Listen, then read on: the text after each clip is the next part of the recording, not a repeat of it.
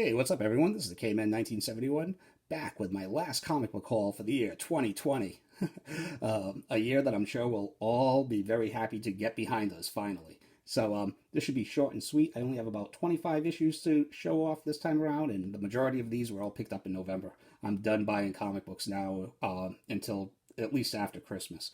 And aside from a couple of books that are lost in the mail right now, I'm kind of good with that. So, kicking it off with a little Star Wars Darth Vader #6. I was shocked to still find this on the rack at cover price, and I also found at the same store #7. So, super happy to pick that up. Really enjoyed the storyline so far, and I have officially added Darth Vader back onto the pull list. Also, Darth Vader #7, the Bounty Hunter variant. I had to succumb and go to eBay to pick this one up. I couldn't get it in my local area. I didn't have it on my pull list. So, but on the bright side, it was only $1 more. So can't really complain. Some little Star Wars fillers. Kanan, the Last Padawan #7, and #9. Just a little series that I'm trying to put together and complete. Big Darth Maul fan, so I ended up picking this up for $5. Darth Maul Death Sentence #1. Black Panther #11, and I believe this is the first time that Shuri ended up squaring off with Namor. So if everyone remembers last year, that Defenders issue where the first time that Atlantis and Wakanda went to war, and the first time that the Black Panther and Submariner locked horns, that became a pretty good spec issue. So enough time has passed that I can speculate a little bit without feeling like a dirtbag. So real cheap, I would pick this up, and it was a decent issue too. Blue Beetle #3. This is the first appearance of the new updated Peacemaker, who I'm not sure that will be the incarnation of Peacemaker that John Cena will be reprising the role of, I guess. Spider-Man #1, just a Todd McFarlane variant, still polybagged. It's a newsstand. I can't resist it. For $5, have to pick it up.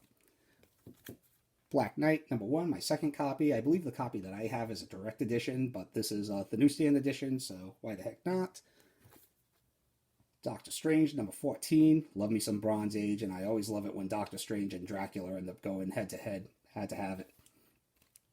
Sticking in on the Bronze Age, Avengers #184, just a placeholder right now. Looked a lot better in the bag than before I rebagged it. Probably only a 5.0. But the significance of this issue is this is the issue where Falcon officially becomes an Avenger, which I think is kind of important. What If #23, favorite old school series of mine, and the backup story to this is actually an origin of the Eternals. Marvel Team Up #1.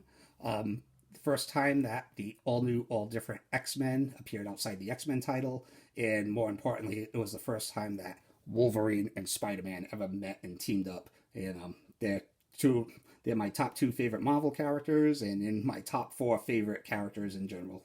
Huge Wolverine dog. So had to have this in the collection. I already own a copy. I thought this was going to be an upgrade, but it's only slightly better than the copy that I had. So I ended up having the seller knock $10 off. So not bad. Probably the most expensive book in this haul. Tomb of Dracula #12. Just gorgeous copy. And this features the second appearance of Blade. Paid $50 for it, which is kind of like a fair price, I guess. Maybe a slight deal, but it was definitely a hole in my Tomb of Drac collection. Also picked up a nice little run of Silver Age to top off the year. So Justice League #43, only $10, but unfortunately it does have a staple pop at the top. This features, I believe, the first appearance of the Royal Flush Gang. This one was not $10. I want to say this was either $25 or $30. This was Justice League of America #46, and it just features a classic JLA JSA team up. Speaking of the JSA, which, by the way, turned 80 this year, so happy birthday, JSA. Justice League of America #56, which features a classic throwdown between the Justice League of America and the Justice Society of America. Justice League of America #60, guest starring Batgirl. That's the only reason I picked it up. I can't remember Batgirl ever guest starring in an issue of Justice League. and it's some nice little cheap Silver Age. Once again, that one was only $10. This one was actually like $35. I picked that one up on eBay. The one that was at my shop was just too beat up, and I really wanted it. Strange Adventures, number 201. Just an early Animal Man appearance, and I am an Animal Man fan. Mainly thanks to Grant Morrison and Jeff Lemire. Also picked up some nice Tales to Astonish, number 70. And this is the first time that Submariner ended up getting his ongoing story, or title rather, in Marvel Comics in the Silver Age, before he ended up getting his own title. So, pretty nice. Very happy to pick this up. Tales to Astonish, number 93. Classic Hulk and Silver Surfer throwdown. Not in the best condition, has some spine wear right here, but I used basically some store credit to pick it up. There was a $100 price tag on it. I would say this is probably 3.5 to 4.0, but never owned it. Very happy to have it in the collection. And Tales to Astonish number 100, anniversary issue, Hulk versus the Submariner throwdown. Very cool. Let's make some room down to the last three.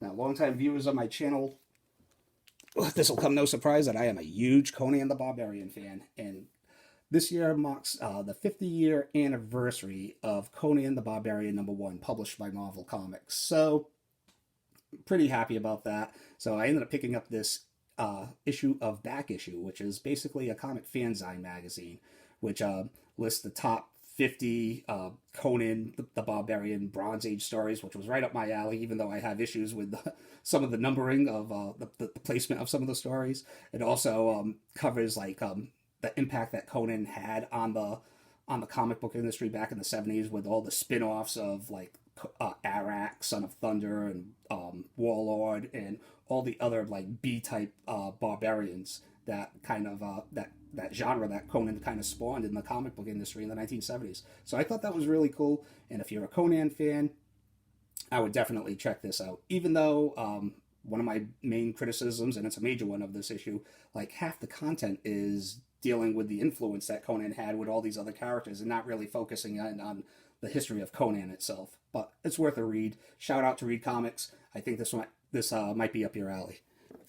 Now, one thing that did introduce me to, though, in that list of the top 50 Conan Bronze Age stories, was this issue, The Savage Sword of Konia, number 14, which they have it listed in there as probably the most beautifully illustrated Conan story of all time, which I don't really agree with, but it is a full-length story, fully illustrated by Neil Adams.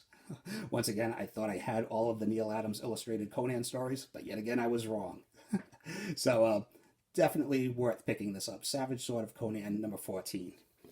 And we started off this haul with Star Wars, and we will end it off with Star Wars. Yes, I ended up picking up yet another variant copy of Star Wars number 1.